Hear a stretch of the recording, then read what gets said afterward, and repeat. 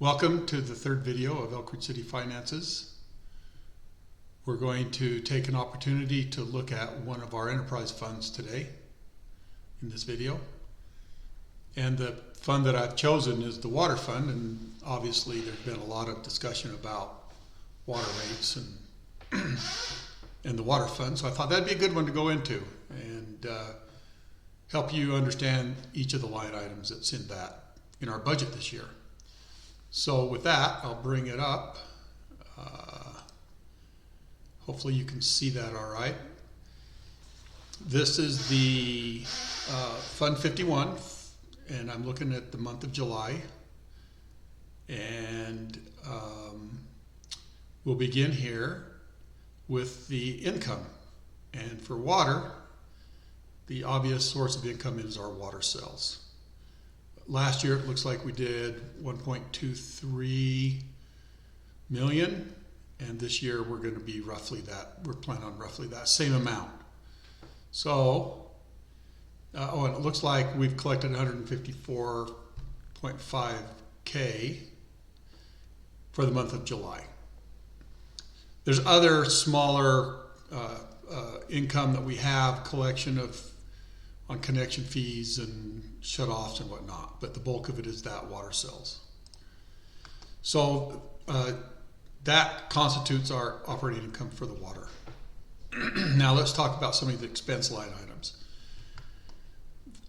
There's a couple. This first one is an interesting one because this is really a reconciliation of our pension expenses to the state of Utah, I believe it is, from last year. So we actually had a little income, a negative expense there.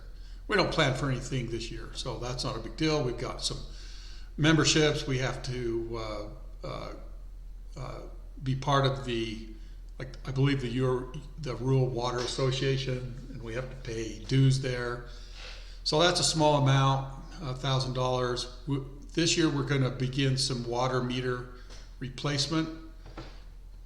We set $40,000 aside for the water meter replacement. That brings some of our meters up to a higher standard so that we can do a better job of remote measuring the water usage. We have equipment and maintenance and supplies. That's quite a bit of money embedded in this, $75,000. I have a breakdown here real quick we can take a look at. We've got a number of things, a valve exerciser. I first heard that. It's like, what is that? Well, the guys have to go out and make sure that every single water valve in the city functions properly. And so this is a way to accelerate that by using a powered valve exerciser so that they don't have to spend so much time, opening and closing valves throughout the city. Just a lot of valves, so that makes that faster. Hard side for the side-by-side, that protects us from the winter, travels up to the water tanks. That's a nasty job to do. Sample stations, fire hydrants, as I've mentioned, are in there. That's going to be again, that's an important thing. We repaired our street sweeper. You'll notice that that's actually at $10,000 for the total of that, but we only spent $1,000 in the water because we figured about a 10% usage of that sweeper. And we do that in a number of items. You can see that we did it in the Vector truck, in a number of places, the headsets that we've got to replace, backhoe tires. And so we prorate that, or I guess not prorate that. We have a percentage that we assign to the water department, and the other departments will receive their fair share as well. So that's the supplies and maintenance. It's pretty straightforward there. We typically run, I think, in the 40s, somewhere in that, 30s on normal maintenance and whatnot of our equipment. We got building and operating expenses, fuel and oil, utilities. This is the electric bill that we pay for water, $135,000 we're expecting this year for an electric bill. And the electricity is just going up, so we pay that same, price that everybody else does. When it goes up, water costs go up. So telephone, telemetry, we're improving our telemetry on all of our systems. We've got engineering work and contract services that we do some outsourcing on some of the telemetry work. You notice that's a big one, but that again, that's an improvement of our telemetry system. Education and training, our guys are all certified, so we have to keep certification up. That requires continual training, and anybody that comes in new has to be trained as well if we want to get them certified, which is a big deal. Then you've got water rights and water right expenses that we have to deal with. Express bill pay, this is just this $4,000 will just be the water department share of the express bill pay. The sewer and the storm drain and garbage will all be participating in that. Then here's $340,000 in depreciation. We have to account for the depreciation of all of our water systems and equipment and whatnot. And then here's the $337,703 that there's been a lot of discussion about that got transferred from the water department to the general fund. And that warrants a little bit of further discussion. You'll notice in here what you don't see, what you don't see is any labor cost. You don't see anything for a little bit of what we do with the attorney. You don't see anything for insurance. You don't see a number of things in here. And the reason why we don't show them in here because it becomes so tedious and so disruptive, especially in the labor, for our public works folks to continually be switching back and forth between projects, which they do all day for most of them. So what we've done in lieu of that is we have settled in on a percentage of the cost of labor that gets assigned to the water department. And another thing to think about on this includes benefits. So if you factor out the benefits, the state retirement and the state medical insurance benefits that we pay for our employees, this comes out to about $210,000 for wages, and the rest of it is benefits, which is 60% of the wages. And then if you want to drill a little bit deeper, I kind of made a little quick chart on some of our water chores that gets done. This is just me, nobody else doing it. If I had our public works involved, they'd give me certainly far more chores that they have to do, but just thought I'd let you in on a couple of them. We got things like PRV maintenance and all of our well and tank inspections. That happens on a regular basis. Water testing, and if we have problems, we have to do the mitigation. That's another aspect of it, and we have to run samples to Salt Lake and back, or to Salt Lake, and that takes time. We got the valve inspections, we got state reports that all have to be filed on a regular basis, inspections of other developments. We do all of our system monitoring, system repairs is a big one. A lot of times it's all hands on deck to do a large system repair. All of our pre-construction meetings with developers, project management and oversight, system improvements, new PRV locations, system improvements also will include things like our well house improvements and pump stations, line replacement. We've had to do a bit of that. Equipment maintenance, that's always an ongoing task. Fire flow testing, we go and make sure that all of our fire hydrants meet the fire flow minimum requirements. That's not a function of the fire department, that's a function of the water department. Then all of the billing and receiving accounts, payable, all of that good stuff that happens in the office, and it happens on a frequent basis as people come in, pay their bills, ask questions, and we do a lot of analysis of the water usage and whatnot. And then we have the water rights management. Takes a lot of time. We've been doing a lot of research going back to the beginning of our city to make sure we've trued up all of our water rights. That takes a lot of time. So this is just a partial list. It has to go into the water administrative fee that we charge to the general fund. Now this, well, I'll mention that in a minute. We also have some interest that we earned. Impact fees are a different animal. That would take a whole nother video. I'm not going to go into the impact fees. Certainly these are really restricted fees and can only be used under certain circumstances. We do have purchase of equipment. This is actually, I believe some of this money, if I'm not mistaken, was to pay for the,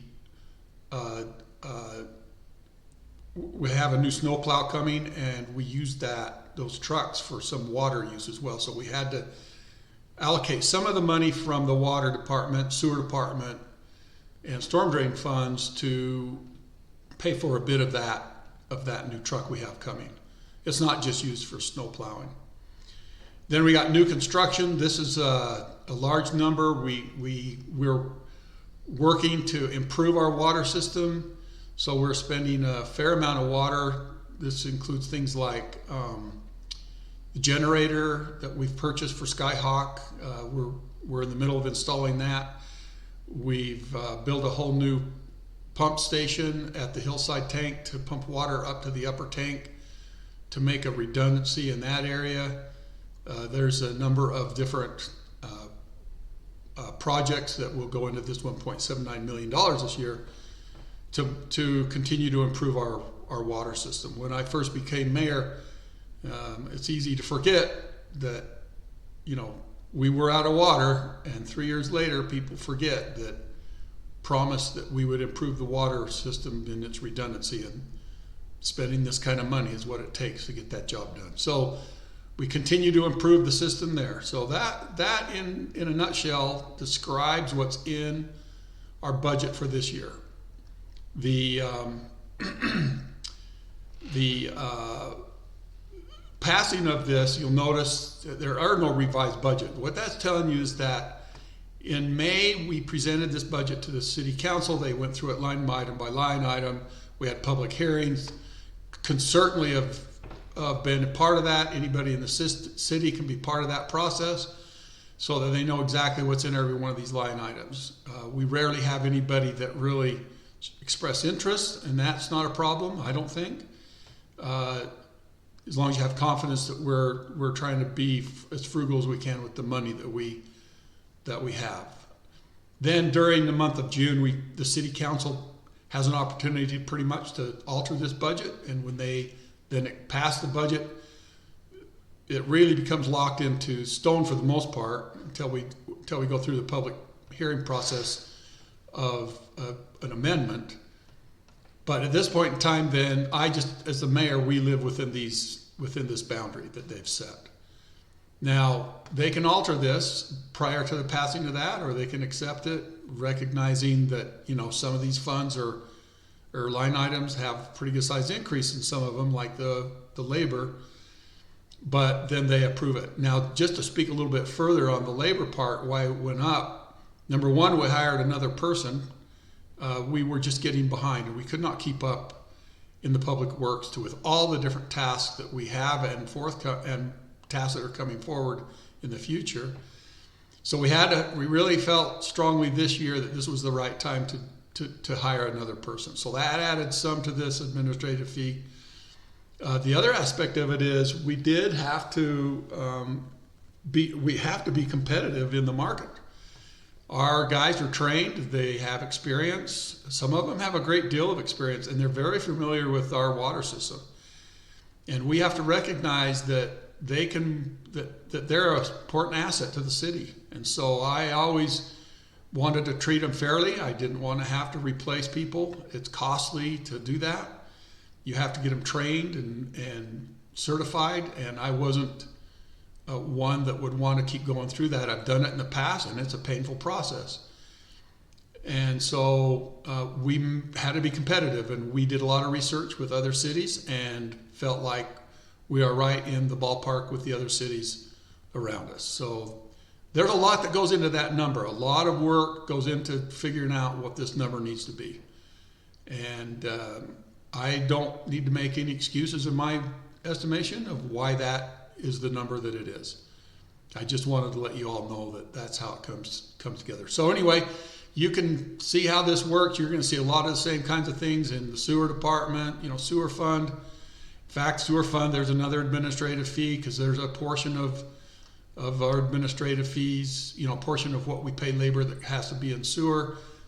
the other funds will be the same thing. So you can see now and go through and figure out yourself, pretty much where the money's going. Just in the sewer, this $625,000 is what we end up paying to Payson for our sewer costs. And then we have one, I guess that's just to Payson and Salem. So anyway, that's all there is to it. I hope that helps and takes out some of the mystery, which isn't really a mystery at all, especially if you want to be part of the process in the months of primarily April, May, and June. But hope this helps and clear up any questions that you might have or concerns. We try to use the money as frugally as possible, and if it's not used, it's we'll end up in savings for another project. And I feel really confident and comfortable about our expenses in each of these enterprise funds. Appreciate you taking the time and hope that this all makes sense.